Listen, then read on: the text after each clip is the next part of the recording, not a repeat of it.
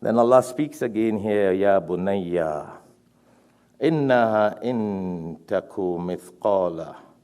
And he goes on in the example of habbatim. And he goes on in the example of a mustard seed. He said, I want to let you know. You play a con man, you play smart, you outdo people, you feel you fool people. Hear what he's telling his son. He said, let it be known.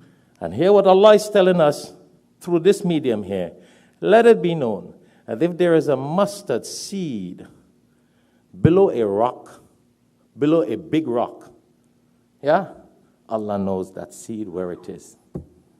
What is Allah telling us here? In these words of wisdom, you can't hide anything from Allah. We can't hide anything from Allah. An ant in a dark night, under a dark rock, Allah knows where it is.